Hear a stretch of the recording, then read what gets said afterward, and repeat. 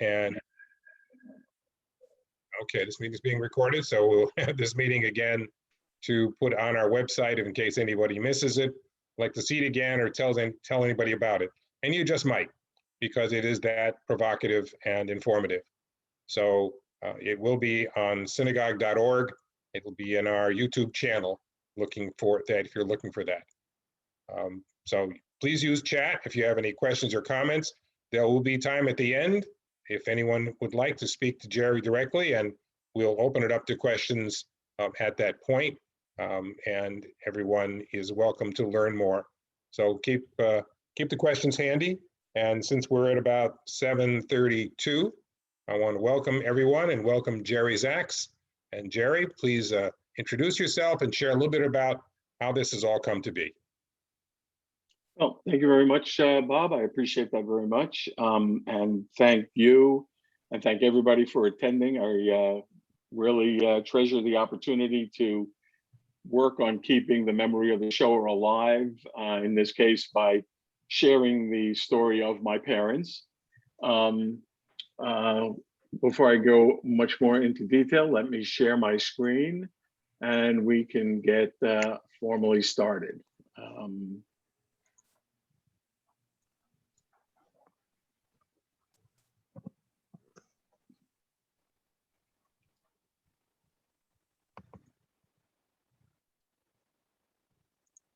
So I hope everyone can see that main slide, bearing witness for my family. I just want to make sure, in case anybody wants it, in the upper right-hand corner, if you're on a PC, you may want to put your view into just either speaker mode or no mode so that you don't eat up space over the slides. Welcome everyone. As I say, my name is Jerry Zaks, and I am a second-generation Holocaust survivor. And what that means is that my father, Saul Zaks, and my mother, Bertha Zaks, in my case, both, are survivors of multiple concentration camps and labor camps. In fact, my father survived 3 death marches. Through the years, back in 1980, I read a book called Children of the Holocaust by Helen Epstein. And to be, not to be melodramatic about it, it actually changed my life. I always knew that my parents were survivors of the Holocaust. I always saw the numbers on my father's arm and all the relatives. And I heard a few stories, but I never really had a lot of information. My parents never voluntarily talked about it. And after reading that book in 1980, I actually sat my parents down and I interviewed them myself.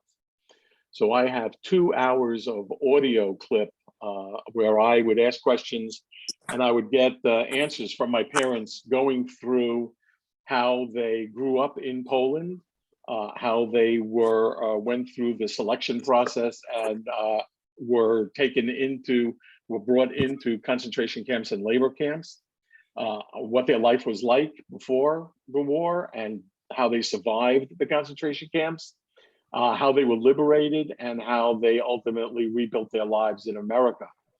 The thing is I only retired about 3.5, 4 years ago, and I took the time to transcribe those 2 hours of audio recordings that I have. And I realized that I got a ton of facts, small little pieces of information. But what was missing, I am not a professional interviewer, was the threads that tied the story together. So I've spent literally the last 3.5, 4 years doing research on my parents' experiences. And I actually culminated that work with a trip to Poland and Germany, where I visited the concentration camps and drove the death marches that my father was on. It was a very powerful and very moving experience. And in order to try and keep the memory of the Shoah alive, I would like to share with you all I've learned and their story. Before we really start though and get into it, one of the things I'd like to ask everybody is to reflect on what they think about when they hear the word Holocaust. What is the first thing that comes to mind? Most people, what comes to mind are numbers: 6 million Jews murdered, 20 million people murdered. There were 20 main death and concentration camps, over 44,000 ghettos and subcamps. To many people, the first thing that comes to mind when they hear the word Holocaust are the names of the death and the concentration camps. Names like Treblinka, Auschwitz, Birkenau, and Dachau. Other people have images pop into their mind, images of people boarding those storage boxcars, adults and infants and children having yellow stars of David sewn onto their outer clothing. And to finally, other people, they think about Nazi Germany's propaganda machine. Here in the lower right-hand corner is a famous poster blaming Jews for World War I, trying to set up the position of Jews in Germany. And of course, I'm sure we've all heard about the infamous slogan, "the final solution." Now, all of these thoughts are legitimate, or they're all accurate, they're all fine, you know, as far as what you think about. But I hope that from this presentation, you come away with one other, and that's that when you hear the Holocaust, you should think about blind and unjustified hate. Just simple hate of race, hate of religion, hate of people that simply do not think like you. When you hear the word Holocaust, you should think about the families and how it impacted the families, how families lost their homes, lost their professions, how the families were torn apart. And ultimately, you should think about the individual people, how their lives were impacted, how their lives changed, how their lives were taken away from so many. And in a few miraculous cases, as in the case of my parents, the story of how some people survived. When I go through my presentation, each slide will have a timeline across the top, and we're going to follow that timeline across World War II, from before World War II and through World War II. And that'll be on every slide on the top. And we're going to start in 1937. So why do I pick 1937? There's a number of reasons. One of the biggest ones is that in 1937, it's about 5.5 years after the Great Depression in Europe, right? Things were really pretty bad, but after 5.5 years, things were turning around. The economy was doing better across all of Europe. People's families were growing. Times were good. Times were prosperous. People were happy and living fulfilled lives.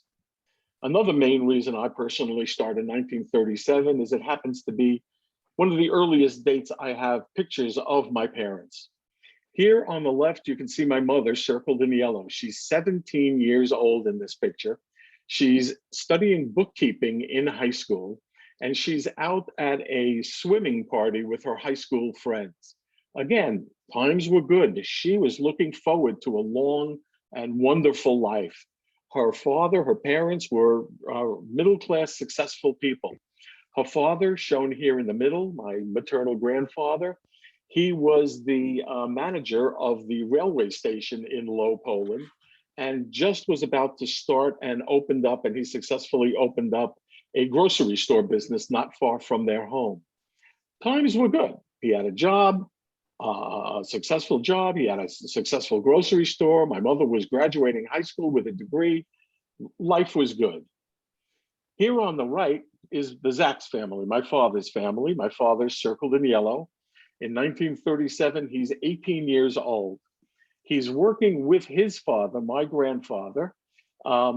His Polish name is Jerry Zaks, but he's mostly known by his Yiddish name, Gershon Zaks, who I am named after. And they are running a butcher business, but it's more than just a simple shop. In my research, I find that my grandfather was the leader of the Butchers Artisan Guild in 1935 through about 1937. So he was a pretty well-known guy. He was both a retailer and a wholesaler, bringing in multiple cows into the town, selling it to other butcher businesses. Again, they were doing very well. This person here all the way on the right is my father's older brother, Shia. He's 1 year older. He also survived the war, and we'll talk about him a little bit through the presentation. and my grandmother, Gutja, and a younger uncle who I've never met, who was murdered in Auschwitz, Schlamek. So again, they all knew certainly about Germany, and I'm sure they all knew about Hitler, but it was, a world away for them. Hitler invading Poland is still 2 years away, and they, at the age of 17 and 18 years old, they have absolutely no idea what's in store for them and their family. We move ahead 2 years to September of 1939. My mother is now 19 years old, and she's successfully graduated high school, and she's working as a bookkeeper in a local factory. And on a regular basis, this factory is just about a block or two away from her father's grocery store, which itself is like a half a block or a block away from where they lived. And on a regular basis, my mother would leave work, stop by the grocery store, and her mother would go home to have lunch. And I'd like you, since I have these audio recordings of my parents, I'd like you to actually hear a survivor, my mother, talk about one Friday afternoon on September 1st. I used to work very close to the house. And it was a half a block to our store. So I used to go to the store, and my mother used to take me home, and we had lunch. And then on a Friday, the 1st of September, 39, I was walking home with my mother. And all of a sudden, we saw planes, and the planes were throwing things down. And I said to my mother, I said, Ma, they are bombs. And she says, you're crazy. They're making this on the exercise. I put the two of them together, and I said, there must be war. And the bombings were insane. So it's interesting that years after the fact, I'm interviewing my mother, and she just rattles off the top of her head, Friday, September 1st. It's a date that she never forgot throughout her entire life. And as I'm doing this presentation and as I'm doing the transcript of the audio, I, of course, turned to Google. I don't know these things off the top of my head. I turned to Google and I asked Google, when did Germany attack Poland? And sure enough, I get these pictures and I get articles and I get this, the actual front page of the New York Times, dated Friday, September 1st. So my mother just knew and remembered off the top of her head the date that Germany invaded Poland and when her life and the life of everybody in Europe changes. So this is the first week in September, this is the first day of September, September 1st. Lwow Poland is a few hundred miles away from the German border. My father, in the meantime, he's in Bergen, Poland growing up. Bergen, Poland is within walking distance. And I'd like you to understand what it was like in Bergen, Poland. One of the things that happened is they actually marched in. The Germans just marched into town and started destroying things. On Tuesday, September 5th, they marched into Bergen, Poland, and they destroyed the Great Synagogue. These are pictures of the Great Synagogue. This is the inside of it. This is actually the synagogue that my father and his family went to for High Holy Day services. You can see here the Great Synagogue in this postcard from, I think this is like 1934. And there's this great Bergen castle up on the hill. And what happened on Tuesday, September 5th is the Germans burned down the synagogue. And I'd like you to hear, you can hear in my father's voice how much he really loved the synagogue. Oh, then they came in. The first thing was the kids, they went to school. We used to have a school in our town like a church. Something gorgeous to see.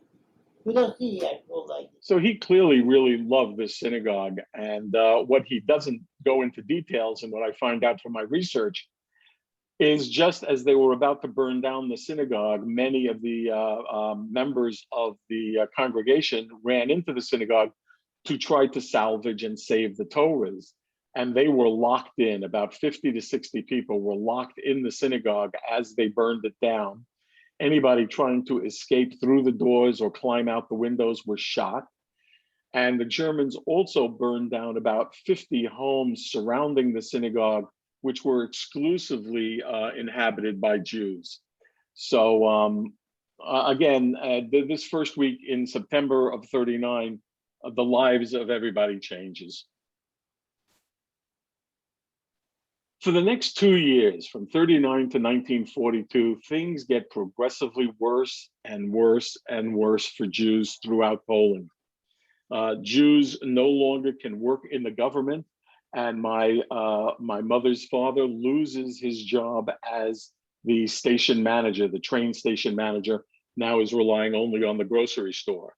Businesses and homes were looted and were taken away. People were registered first, and then later they had to actually wear the yellow Star of David sewn onto their outer clothing. Their homes were taken away, and they had to live in where they were forced to live in ghettos. There was a huge ghetto in both Bergen and in Lwow Poland. And worse of all of these atrocities were the citizens of these towns getting upset about everything that's happening and being taught that you're supposed to blame the Jews. They would start holding pogroms in numerous towns. And one of the worst pogroms was the Lwow Pogrom of the summer of 1941, which my mother lived through. And just the citizens would just find Jews on the street and just would beat them. And I'd like you to listen to my mother's account of the Lwow Pogrom. When something like this goes on, the first thing, the Jews get hit. So my father lost the job because he was a Jew. Anytime the big deal goes on, the Jews right away, there's a pogrom, they start killing them. They used to go in the street and they could take a cane and put on the end of it a razor blade and chop. Across the street, one of our neighbors, the boy, was killed. So did they cause any trouble for your parents' grocery store? Yes. Eventually, he had to move out. And they were throwing rocks in the windows. That's what I was. The Polish could say, "Oh, my son shouldn't see that I'm buying by you because you're not supposed to buy by Jews." So things are getting worse and worse, both in Lwow Poland and in Bergen, Poland. And what happens in 1942 is my mother is now 22 years old, and she has a fiance. She's engaged to be married to someone. The fiance's parents, his family, actually lives in Germany proper. And believe it or not, inside Germany, things weren't that bad. I mean, yes, they were bad, certainly, but it wasn't like the way they would instigate the citizens of the outskirts, the towns in Poland. So my mother's parents work on arranging that she leave them, okay, at the age of 22, and that she escape and leave Lwow Poland with her fiance and go with her fiance back to Germany. And they tried to arrange this to split up the family in order to save her. And again, I'd like you to listen to my mother's account of what happened with her parents insisting that she leave them and join her fiance in order to save herself. Their town belonged to Germany. So it was very quiet there. And the family said to him, "Come here." So he made up that for $4,000, they're going to take 4 people. It was him, me, and 2 of his friends. So I said to my mother, "How can I leave you under those circumstances here?" My mother said to me, "You are young and you have a life in front of you. And I lived through 1 war, and through 2 wars, nobody can live." And I didn't want to leave her. And she says, "You have to leave me. If you have a choice and a chance, you do it." I will never forget that I was on the truck, and through the light, through the thing, I saw my father. I couldn't say goodbye to him. You know, through the war, we always thought maybe life will come back the same way. But as I was going out of the city, I looked through the holes in the truck, and I figured to myself, I'm never going to walk those streets again. And she was right. She was never able to return to Low Poland, and through some relatives, she found out that her mother's premonition was also right. Her mother said to her, I mean, can you imagine listening to your mother at the age of 22, your mother telling you that I've lived through one war, meaning World War I, and the mother knowing that she's not going to live through a second war. So they arrange that they're going to take one of these trucks. I think I forgot to mention that the fiance, with the family living in Germany, what the fiance's business was he owned a trucking business. He worked for a trucking business that moved German supplies from Germany into Poland. So they had these trucks available, and they arranged for $4,000, that's a lot of money in 1942, to sneak out 4 people. So they make these arrangements, but they never know when the truck's going to be ready. When's the night you're going to leave? So quite literally, at a moment's notice, at the age of 22, her fiance says, now, get on the truck now. She can't pack. She can't say goodbye to friends. She can't say goodbye to her parents.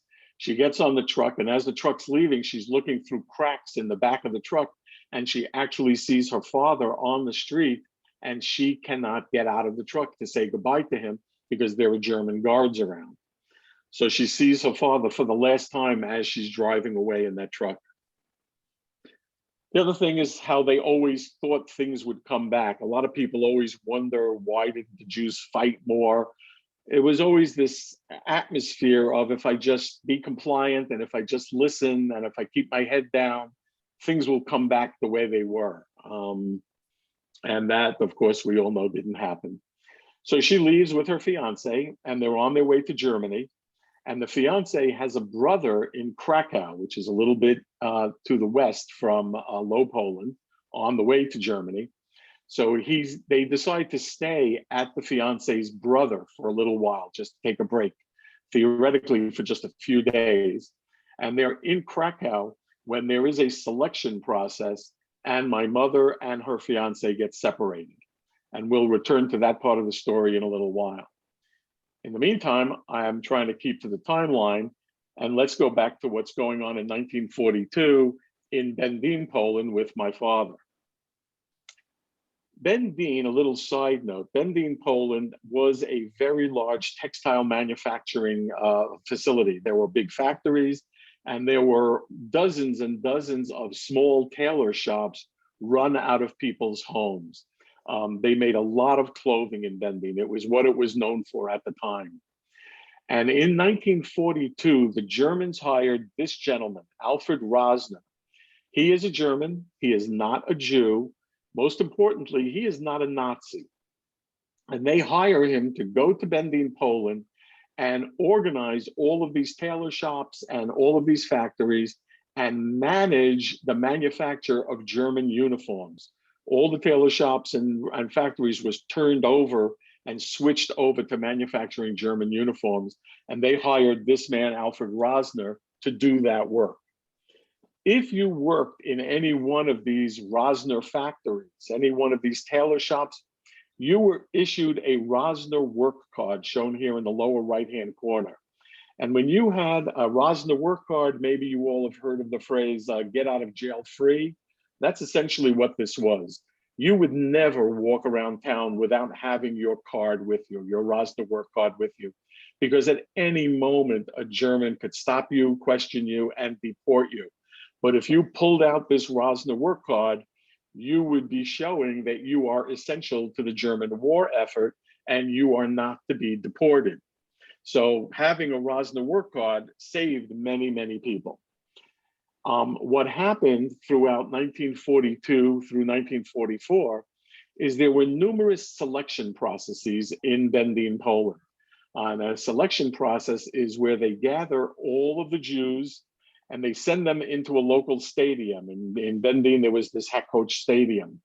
And all of the Jews would be lined up in the back, would be crowded into the back, and they would line up single file to this center circle where one or two Nazis would look at you for about 2 seconds and decide if you should be freed, if you are young and healthy and should be sent to a labor camp, or if you are worthless and should be sent to Auschwitz and put to death. So what happened during these years is my father actually went into one of the Rosner factories. Remember, he's a butcher. If you knew the family, you'd kind of laugh at the concept of my father being a tailor. But my father went into one of these workshops and actually purchased, through the black market, 4 of these Rosner work cards for his family, for the family. So through 1942 and 1944, for those 2 years, there were numerous selection processes. The Zaks family would all go into the stadium. They'd all go up to this selection point, and they would show their Rosner work card, and they would be sent to field number 1 to be freed, because they were part of the tailor business, were building German uniforms. Before I continue with what happened next, I'd like you to listen to my father's and mother's description of what the selection process was like. They took me, my brother, the younger one, and they took my mama and my dad. We all one thing. Explain it to them, the selection process. They used to take Jews, go from door to door, or they said all the Jews tomorrow have to be in this and this place. And usually they took either a football field, a basketball field, you know, someplace that you could accommodate like 5,000 people or what. And they stood there and they selected people. They put you one person here, one person here, one person here, one person here, and you didn't know where the hell you were going. After a few of them, you had already the know-how what was going on. If a woman would leave a child standing next to her, or just leave it, they could take this woman and the chances would be that they would put her into a labor camp if she would be young and healthy looking. If she would be with a child on her hand, they put her in a different place and she would go to Auschwitz. If they saw men that they were young and healthy looking, they were putting them in one place. And there were 1, 2, 3, 4. 1 was to Auschwitz, 2 was to the camp, 3, 4 to death. So it's really pretty scary to think about what this was like. I mean, if a mother had a child with her and she let go of the child's hand and just ignored the child, there was a good chance she would survive and be sent to a labor camp. But if she held on to her own child, the Germans had no use for trying to take care of a family or a mother with a child. And just holding on to your baby child or a youngster in any way, you would be sent to Auschwitz and be put to death. So this happened for 2 years. And as the end of the war approached, the end of towards 1944, the Germans were really working on their final solution, and random towns would be selected to be Judenrein. The towns were ordered to be free of all Jews. Bendin had about the population, 80% of the population was Jewish. There was about 25,000 Jews in Bendin, and all of them were going to be removed from Bendin. So there was a selection process in 1944. I happen to know it was in April of 1944. The Zaks family went to this area with all the confidence in the world, as it's been done a few times, showed them the Rosner work card, knowing it would free them. And the Rosner work card was taken away and ripped up at that time. So the Zaks family was now separated and sent off in different directions. Before I go on to what happened to each one, I just want to mention that this Alfred Rosner, as I mentioned, he was not a Nazi. He knew what was going on. He knew these Rosner work cards were being purchased on the black market, and he supported that effort. In 1944, Alfred Rosner was arrested by the Nazis and was put in jail and was killed in jail in 1944. Yad Vashem, the Holocaust Museum in Israel, has now named Alfred Rosner righteous among nations for his work in saving Jews. And he was an integral part of saving my father. So the Zaks family is now split up in April of 1944. both my grandparents and the youngest uncle, Schlamik, they're sent to Auschwitz. The grandmother is a housewife, is a very happy and successful housewife, but that has no purpose or use to the German forces. So my grandmother gets off the train in Auschwitz-Birkenau and is immediately selected to go to the gas chamber, is murdered and cremated. My grandfather, being a butcher, he is put to work in the kitchen. And Schlamik, who was studying accounting he was young and healthy and was studying accounting in high school, he gets put to work in the office, in an office there, counting prisoners. And one of the stories that we've been told and that we've found out is the grandfather, Jerry Zaks, my grandfather, he was assigned one day to cut the daily meat. You know, every once in a while, even the prisoners got some amount of meat. The story goes that it was salami one day, and he was in the kitchen, and there was a line of prisoners going past him. And as each prisoner passed, he had to cut a certain amount of salami for the prisoner. And on that line, he sees a friend of his from Bendin, somebody he knows. And as that person comes up to him, he cuts him a larger slice of salami. A guard sees this happening, beats my grandfather on the head. He falls down and cracks his head open. He goes to the sick bay, the infirmary that night.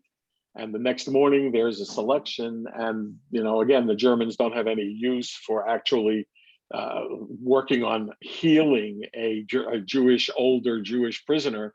So he is immediately selected for being murdered. He is sent to the gas chamber and is cremated. Schlamik, working in an office nearby, hears what's going on and finds out what's going on. And Schlamik, the youngest uncle, he actually goes voluntarily with his father, my grandfather, to the gas chambers, and because he didn't want the grandfather to die alone. On the aside, I just want to mention that these pictures that you see are pictures that I took myself when I was touring Auschwitz-Birkenau in October, November of 2019. I took these pictures. And one of the things I want to mention is many people know about Auschwitz-Birkenau. They know about how big it is. They've heard stories, they've seen pictures, but the immensity of Birkenau is absolutely overwhelming. It is an incredible experience to stand. I'm standing in the center here and I'm pointing my camera in 4 different directions. You can see on this lower picture here, the outline of a barracks. This barracks would hold about 300 people. This smokestack and chimney is all the heat that entire barracks would have. And you can see these chimneys go off into the distance in every direction, on and on and on. Here on the left, here in the upper, this is behind me, goes on and on and on. The immensity of this killing machine, the size of the 4 crematoriums that ran 24 hours a day, 7 days a week, is absolutely overwhelming. One of the things I like to ask people is how big do you think Birkenau could possibly be? And a lot of people don't know acres. Almost everybody has some form of feeling as to how big a football field is. So I ask people, how big do you think Birkenau is? How many football fields? And some people say 10, some people say 50.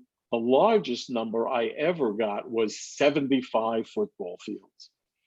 But let me tell you, Auschwitz-Birkenau is 357 football fields can fit inside of it. It is immense, and it's just an overwhelming experience to actually be there and see how big this place is and how it was organized. So my grandparents and my youngest uncle are now murdered in Auschwitz. At the same time, April of 1944, my father now, he's what? He's like 24, 25. His older brother is 25, 26 or so. They're young. Remember, my father is a butcher, so he throws around a half of a cow over his shoulder like it's nothing. So he's very young, he's very strong, very healthy, and they get sent to labor camps. My father and Shia get sent to Blechheimer. which is about 30 miles outside of Bendine. And since it's so close, they didn't actually put them in those famous storage boxcar trains. They actually used a normal passenger train for the short trip to Blechheimer. And my uncle, Shia, shown here in the middle, this picture here in the middle, he actually sneaks aboard a bottle of liquor. He gets a guard drunk. I believe the story goes that they knocked out another guard, and he starts jumping. He jumps off the train, and he and a few other people jump off the train. This picture that you see here, and you can see the name is not Shia Zaks. This is a false identity card that he got made up after he escaped from the train, and he lived the rest of the war as a Gentile, hiding as a non-Jew. There are stories of when he was in a group of people, he would never drink alcohol for fear of losing his senses and beginning to speak either Hebrew or Yiddish and give his identity away. So he lived out the rest of the war. He never went to a concentration camp or labor camp. He actually did some work for the Polish underground. I just remembered, I forgot to mention that story about my uncle, my grandfather cutting the salami. I forgot to mention, we know that story because the person that he cut the salami for survived. And we heard that story directly from him. So I forgot to mention that. The connections that we have are really amazing. In the meantime, my father had the opportunity to jump off the train, but on that train was some friends of his, as well as some young female family members, some cousins. And my father felt that he was going to stay on the train and go to concentration camp in order to try to help protect these people. So my father and his older brother now get separated. My father goes to Blechheimer. Blechheimer is a subcamp of Auschwitz, and he gets tattooed with the number 179085. Here is a picture of him in a short sleeve shirt that I found, and I scanned it into my computer and blew it up, and you can actually see the tattoo, 179085. And I found he works in Blechheimer repairing railroad tracks for 10 months. Right behind these trees in this picture is a huge railroad yard. And again, this picture in the lower right is a picture I took. So he's in Blechheimer for 10 months. And at this time, we're talking about January, February of 1945, when the Russian army is now approaching is approaching this camp from the east, okay? The Russian army is marching west, they're approaching from the east, and they're about to overrun this concentration camp. So the concentration camp is evacuated in February of 1945, and my father gets placed on the first of 3 death marches. For those of you who don't know about death marches, I just want to mention quickly that whenever prisoners were transferred between different concentration camps, the German army would never spend money or time on more railroad trains or buses or anything. They would just march them, and it had a twofold effect. One was they wanted to keep some people alive as a bargaining chip, but they also wanted to kill as many people as possible. So on these death marches, they were given very little food. There was very little water. Injuries and illnesses were neglected. If you dropped on the side of the road because you couldn't keep pace or you tripped or fell, you would simply be shot and left on the side of the road. There was a lot of humiliation and torture, and many people were left to die as people marched between concentration camps.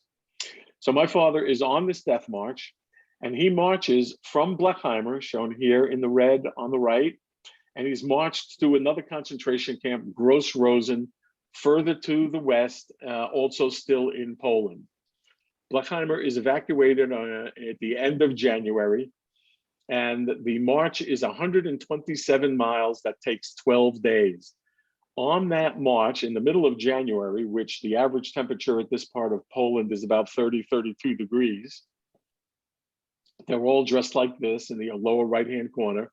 On this death march, 4,000 people were taken out of Blechheimer, and they are joined by other concentration camps being evacuated to the west. And there's a total of 10,000 prisoners on this death march. And through my research, I actually found the towns that this death march went through.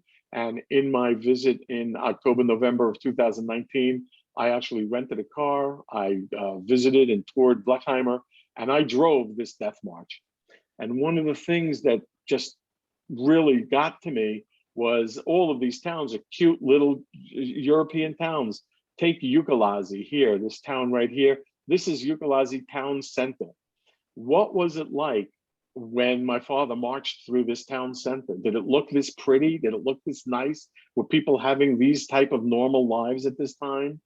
And what did the townspeople think when 10,000 men dressed like this, marched through their town? I can't imagine it. I can't accept the concept that so many people say that they didn't know what was going on. Another powerful moment for me was this road between Ukalazi and Nysa. This is all farmland. It's all flat farmland. There is literally one road, almost a straight line between these two towns. This is on that road. So yes, I'm realistic enough to know that my father may not have marched this road exactly, but he either marched on this road or somewhat to the left or somewhat to the right, certainly among these pastures that my father marched on this death march. So 12 days later, my father comes to Gross Rosen, and they arrive in Gross Rosen on February 2nd, 1945. Gross Rosen is also huge. You can see the size of these barracks. The barracks go up to this brown building, but you could see the trees were being cleared off in the distance because they had plans to expand Gross Rosen. But the war ended, luckily, at that time. So he enters Gross Rosen. This is the only way in. So I know my father marched through this archway that I marched through when I got there. And I find out through research that everybody in Gross Rosen who was on this march only is in Gross Rosen for 7 days. Everybody who arrived on that death march, all 10,000 people, they are there for only 7 days, and then they are all transferred to Buchenwald. And in this case, Buchenwald's much further inland. It's in Germany, and they get placed in these boxcars that are locked up and closed. So as the Russian army is now approaching Gross Rosen, 7 days after February 2nd, he now is transferred to Buchenwald. Now, a little side note is, gee, if he arrived on February 2nd and he was there for only 7 days, that would mean that he was transferred out of Gross Rosen and into Buchenwald on February 9th, 1945. Well, through my research, I found tons and tons of documentation. I can't show you everything I found. It would be boring at some point. But these two are two amazing ones. This one on the right is one of the most amazing documents I actually tracked down. This is for my father. And remember, and this is his transfer card from Gross Rosen to Buchenwald. So I mentioned that he arrived in Gross Rosen on February 2nd. The documentation says they were there for only 7 days. So he should have arrived at Buchenwald on February 9th. Sure enough, here it's stamped, leaving KL concentration camp Gross Rosen on February 9th, 45, and arriving in concentration camp Buchenwald on February 9th, 45. So I get corroboration that these dates are correct. This has his Auschwitz number. Remember, Blechheimer was a subcamp of Auschwitz, 179085. There's this other number, which is interesting, and I don't know what it is. I actually wrote to the archives at Gross Rosen, and they explained to me that whenever a prisoner moved from camp to camp, there was a good chance that he was given a new prisoner number. So although this wasn't tattooed onto him, he got a new number in Buchenwald, 124560. It has his name, Saul Joseph Zaks, his birthday, which I know. The town Benzenberg is German for Bendin. Here is actually his street address. I could go into how I found out that that's his street address in another talk. Beruf is profession, and Fleischer is butcher in German. And I knew he was a butcher. One of the more amazing things about this document is it's the only document I ever found that documents what happened to my grandparents. Name of Eltern is name of parents. The father is Herschel Zaks, who's also a butcher. The mother is Friedla Zaks. Her maiden name was Jakobowicz. And it says, it documents that they are in Birkenau, which is where they perished.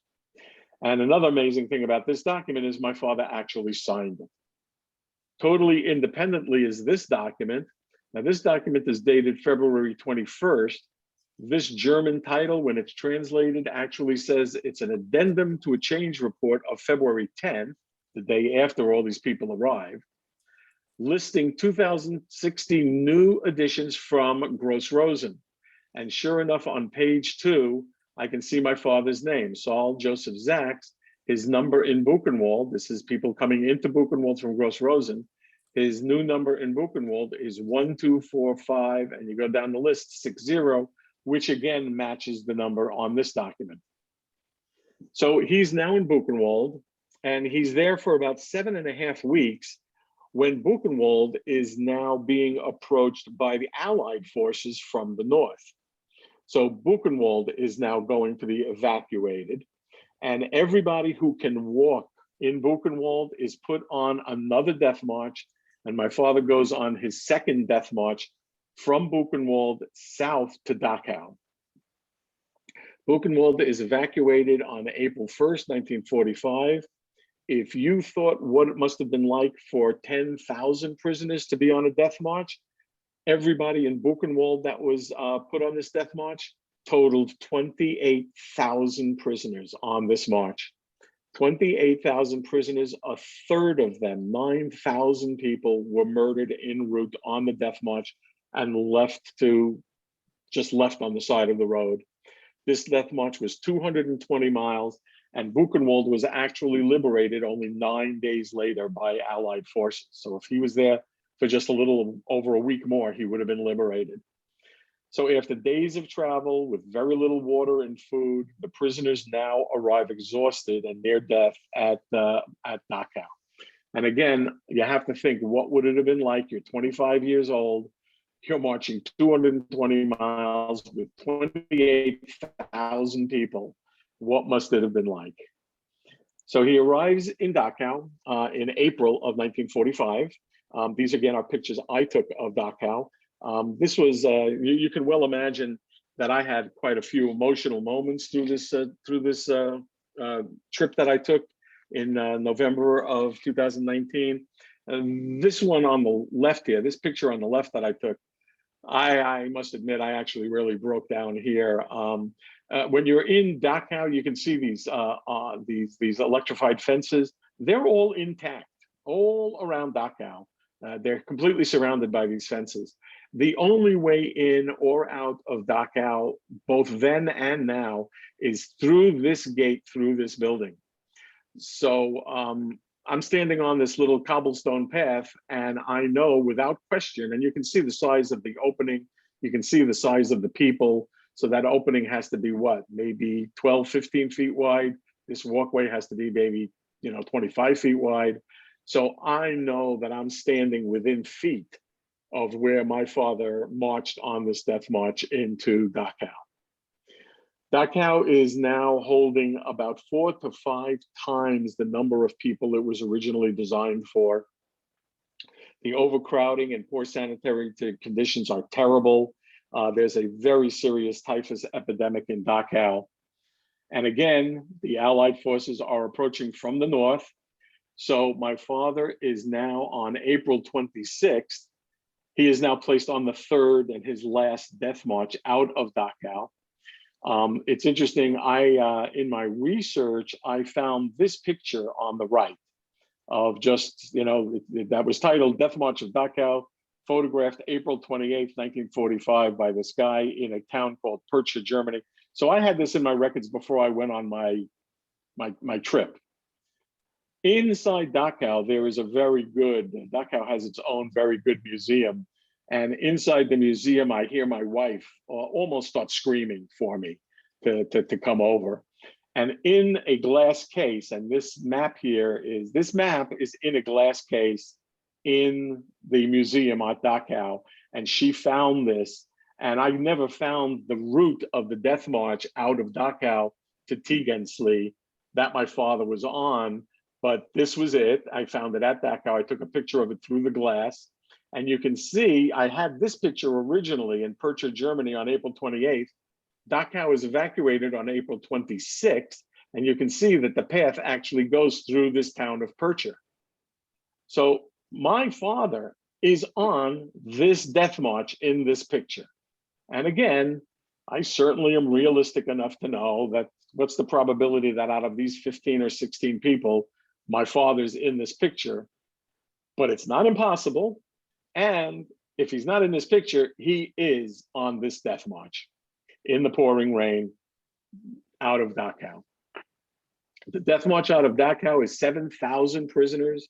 1,000 of them are murdered en route, and they travel about 70 miles. Dachau, by the way, is liberated only 3 days later by the American army.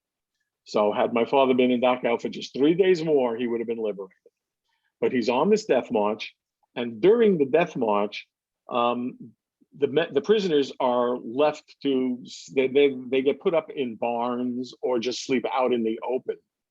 And one night they're sleeping out in the open, my father tells me in his audio transcript, and they wake up and the German guards are gone. The German guards have just run away. And they stand up and they will look around, and there's no German guards. They are quite literally in the middle of nowhere. They didn't make it to Tegernsee. They were just outside of it. And my father is essentially liberated. He has a friend, a gentleman named Victor Blumenstick, who I've known all my life. They were in all the concentration camps together, and him and his friend Victor, they just look around and they start figuring out what they're going to do. But they are finally overcome by the Allied forces while on this death march, and the German guards are gone on May 2nd of 1945. So my father is now liberated and has to figure out what he's going to do and how he's going to try and survive. In the meantime, let's review back with what's been going on with my mother all this time. Remember that in 1942, her parents arranged for her to leave with her fiance, and they're on their way to Germany, and they stop in Krakow to stay with the fiance's brother when there is another selection process. Now, the fiance was some form of an engineer. I don't know the details, but he gets selected to join a traveling group of men who fixed stuff, whatever it is, be it a gate, be it a roadway, be it railroad tracks.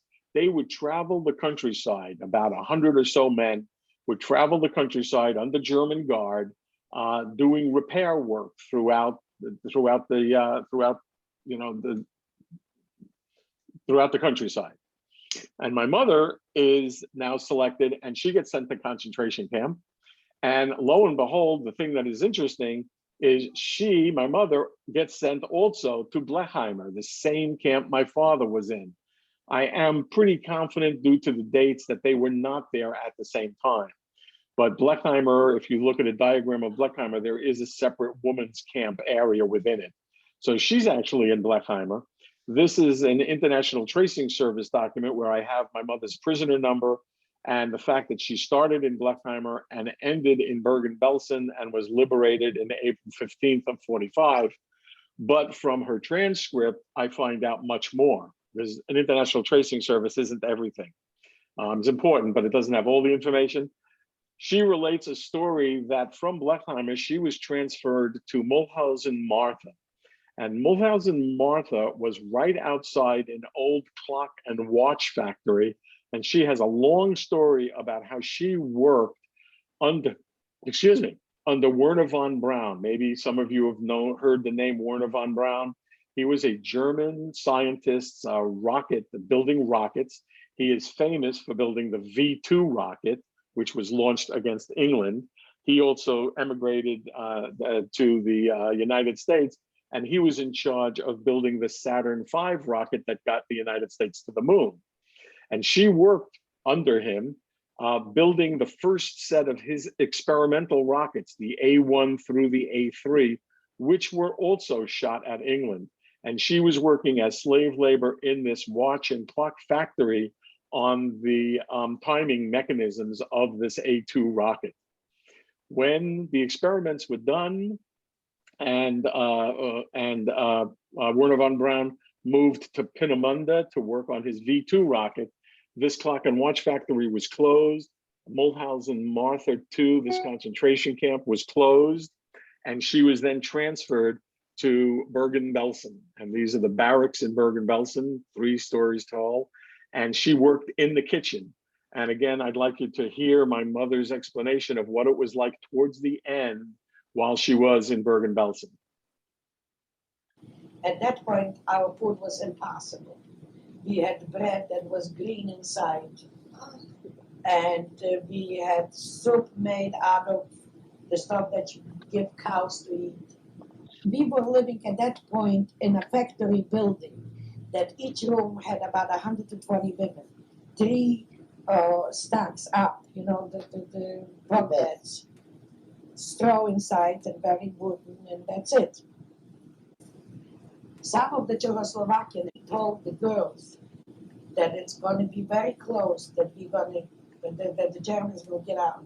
So I organized the whole kitchen, and we ripped apart a couple of beds, and we had knives and hammers and choppers. We were watching the Germans, that we were afraid that they were going to do us harm before they will run away. So we were watching them, we were prepared to fight. So one of the interesting things that I took away from this was, at the beginning, my mother mentioned this whole concept that, you know, the feeling was just bear with it, just go along with what they wanted, things will return to normal someday. But at this point, after 2 or 3 concentration camps and being separated from her fiance, their opinions have changed and they're ready to fight. And my mother collects knives and hammers and choppers from the kitchen and hands them out to the women in her barracks to try to defend themselves if the Germans want to kill them right towards the end. But as with my father, they wake up one morning and the Germans are gone. And the Allied forces liberate Bergen-Belsen on April 15th. So at this point, in the middle of April, my father is liberated somewhere in the middle of Poland, and my mother is liberated out of Bergen-Belsen, and they start trying to put their lives back together again. So my mother starts roaming the countryside, and her goal is to get back to Krakow, which is the last place that she saw her fiance and where she knew her fiance's brother was. So she gets back to Krakow and finds some friends who knew her fiance, and she learns the horror story of what happened. The fiance was with these band of men traveling the countryside doing repair work. And in the evenings, they also would stay in barns. And every once in a while, one of these guys, one of these prisoners would like bury themselves in the hay of the barn. And when all the rest of them got up the next morning and moved on to the next place to do some work, he would escape. These people would escape. And as she learns that her fiance did this one night, and he buried himself under the hay, and it turns out that about 20 other people did it that same night. So when they gathered the people up the next morning, this time the German guards realized very easily that some people were gone. It was very easy to search the barn and find them hiding in the hay. And he was immediately shot at that barn for trying to escape. So she's now lost her home, she's lost her parents, she's lost her fiance, and she is destitute. She has nowhere to go. She does not know what to do with herself. She only has some friends that actually she got liberated from Bergen-Belsen with.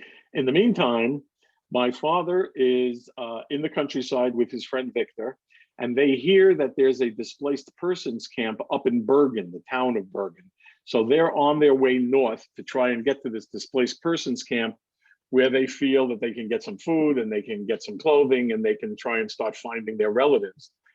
And on the way, Victor gets a little sick. I'm not sure how sick he was. He survived. I've known him all my life, but he gets sick. And my father and him, it's late at night, and the story goes, and they come across a farm and they knock on the farm door, and the farmer says, "You can't stay in here.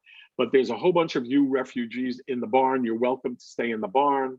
He goes over to the barn, knocks on the barn. It's very late at night. Some guy comes to the barn door, opens it up. My father says, you gotta let us in. My friend's sick. And the guy starts saying, sorry, there's no room. We're full up. We can't fit anybody else in here. You gotta leave. You gotta find another place. My father starts yelling at the guy, you gotta let us in. My friend's sick. You know, you can't expect him to walk anymore. It's late at night. I don't care how crowded it is. You gotta let us in. And he starts really raising his voice. He hears someone somewhere else in the barn yell out, just get rid of them. Obviously, this is a guy in charge of the barn. Just get rid of them, throw them out, slam the door on them. They're disrupting everybody. They're bothering everybody. Well, my father goes a little berserk and he busts through the door past this guy to find the guy who yelled at them to throw them out. But not because he was angry with him. He recognized the voice of the guy who yelled out, throw them out. It was his brother who jumped off the train a year earlier. And that's how my father and his brother got reunited. Just randomly in the middle of a farm field in this barn. So my father, Victor, his friend, and now his older brother, Shia, they go to Bergen, and ultimately they settle and they start work in Stuttgart. They get a home and they start rebuilding their lives in Stuttgart.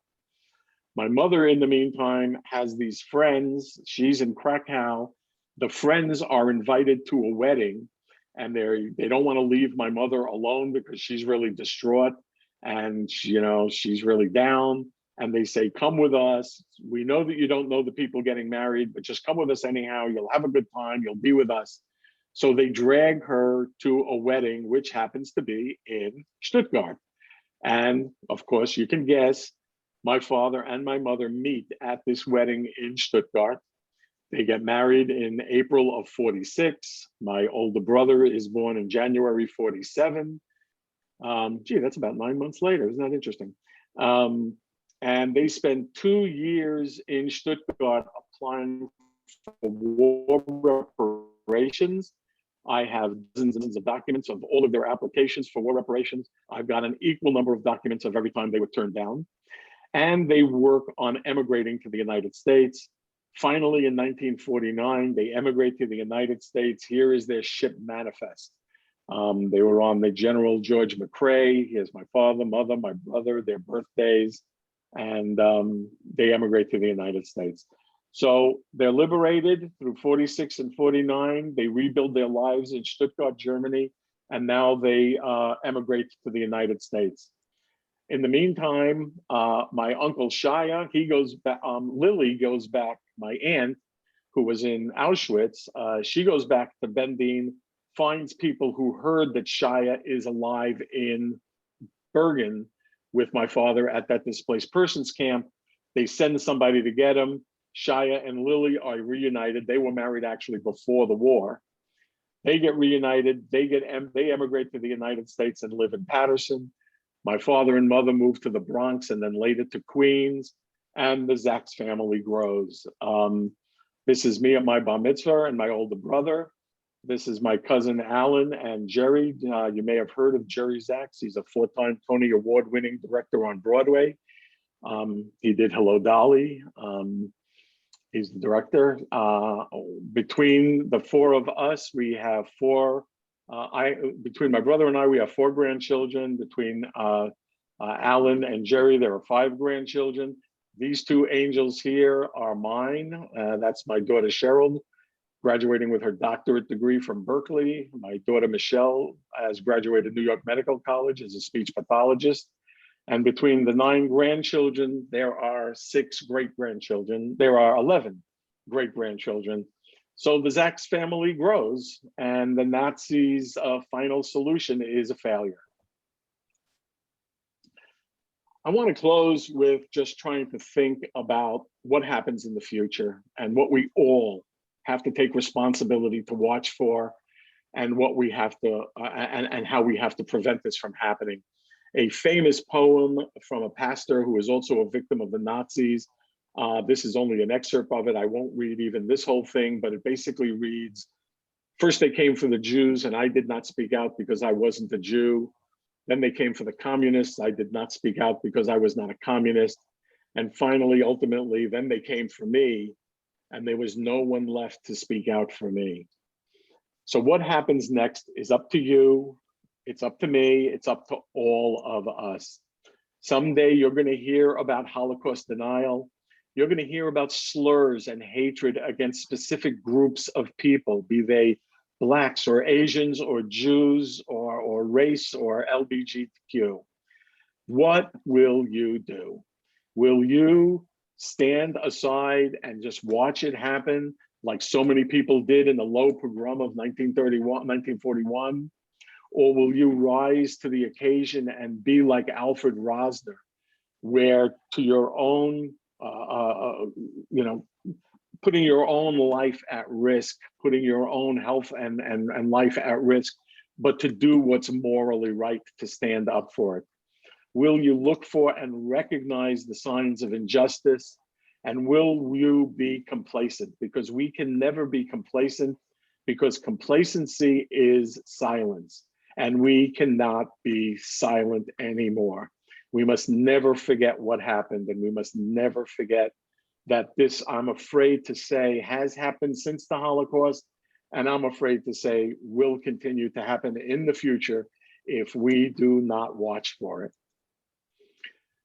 I want to close with this general picture. This is a map of all the movements of my parents. This is where Lwow Poland is, where my mother grew up. Bending, Poland is the Green Star. Here's Blechheimer, Gross Rosen, and Buchenwald, the Death March to Dachau.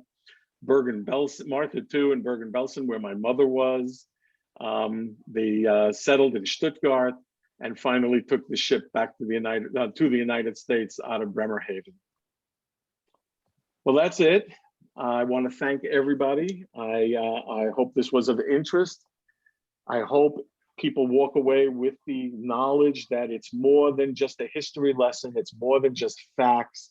It's families, it's people that this affects, and we must never forget, and we must never let it happen again. Very, more than amazing. I never thought I would hear the Holocaust in such a personal connection, and you brought it to that personal connection that was extraordinarily relatable. Well, thank you. Unmute if they have a question or a comment for Jerry. Anyone Yeah, like? there's questions, or put it in the chat, or just unmute and ask. I hope it was informative, and I hope we all try to learn something. Certainly was informative. Anyone has a question or a comment, you're welcome to share. Amazing that your parents survived. And as you said, the final solution is turned on its head by those beautiful pictures of your children and grandchildren and the prosperity that they've become and your love for them. And extraordinarily touching. Bob, go for it. Jerry, excellent presentation. It was touching and absolutely amazing. I can't imagine how difficult it was for you to gather all that information. But my only question is, how long did you actually travel through Europe to track all of the travels of your relatives? It was about 14 days, but that actually included a de-stressing trip to Paris at the end, to be honest, because it was pretty powerful. But yeah, I mean, we planned it for a long time, and I actually hired a private guide to take me through Bending, Poland, and I actually tracked down where my father lived. I saw the home. I went into the backyard. I saw the stables that he had, the horses that he always told me about. I saw the house that he lived in. I saw they have a monument now where the Bending Great Synagogue was. I haven't been able to do much for my mother. Lwow Poland after the war is now in the Ukraine. It's now Leave Ukraine. And I've been finding it very difficult to get information from them. Well, you've done an amazing job in research. I know that you have a separate program just how to do the research, but yes, I do. What you have done is very polished and personal and professional. I think you kept 24 people riveted for your entire presentation. So I want to extend my personal thanks and the thanks of my community and synagogue for sharing this. And as Jerry has told me before, if you would like Jerry to share this information with some other organizations you know, or children or high schoolers, Jerry will be happy to speak for him, but he has shared that he would be happy to share this presentation again. Absolutely. If anybody has any venue, be it their school that their children are in or grandchildren are in, or a local library, I'm trying to arrange it with the Lwow Library. I am always interested in this. By the way, you mentioned quickly that I do have, after I did this presentation a few times, many of the questions is how did I do all the research? I actually have a separate 50-minute or so presentation on how to research your family's experience. And I did it for a society that I belong to, which is actually on YouTube. I actually posted it in the chat if anybody wants to watch it. I mean, I'm more than willing to do it live, but if you just want to watch it, how to do the research, I put in the chat a few seconds ago. So Jerry, how many hours do you think of